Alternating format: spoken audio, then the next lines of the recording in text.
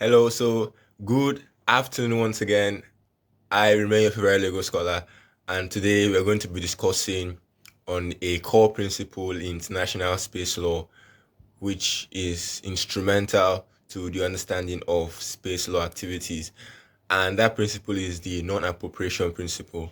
So basically, the non-appropriation principle is a cornerstone of international space law established under Article 2 of the Outer Space Treaty of 1967, which reads, says that outer space, including the moon and other celestial bodies, is not subject to national appropriation by claim of sovereignty, by means of use, occupation, or by any other means. Now, what this principle does is that it prevents any state from claiming ownership over any part of space, celestial bodies, or resources through unilateral actions.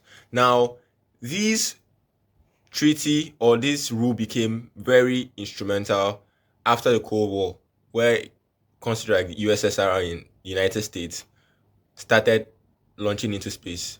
Remember the Jefferson Franklin led administration where people were launching into space in America and USSR were also exploring space. So this treaty was created as a means of stopping those nations that got into space from owning any part of space. So, however, there has been some form of discrepancies.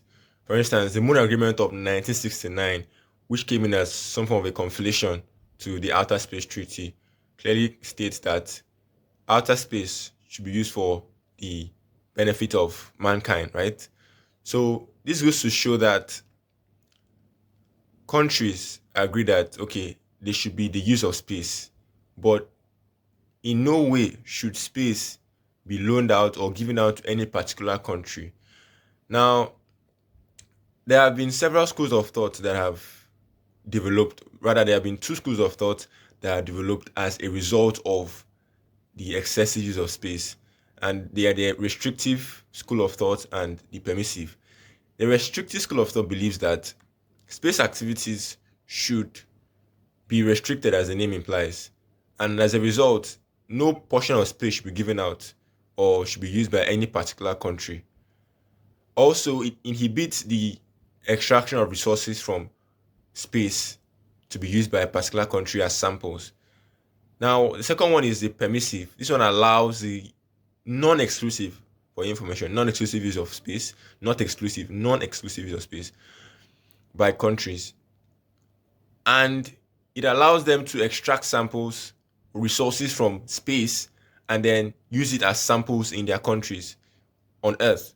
So these two schools of thought have brought about disagreements as it relates to non-appropriation. Also, in real time, we have seen cases of appropriation. For instance, the USA. Okay, they're obviously going to be the ones who would do that. The Apollo missions, where they extracted some resources and brought back to Earth to do some testing. And then we have emerging private space explorers like the Planetary Resources, which are involved in asteroid mining and stuff like that. So we see that these people go to space, extract resources, and then get these resources to be used for samples here on Earth. So the extraction of resources now will not be allowed under the restrictive approach, whereas in the permissive approach it is allowed. And also the Moon Agreement of 1979 I talked about, which says that moon should only be used for the benefit of mankind, has only been ratified by a few countries. As a matter of fact, a number of countries have not ratified to that agreement. The Moon Agreement has not done its job. Therefore, the best principle as regards space law activities is the principle of non-appropriation, as established under the Outer Space Treaty of 1967.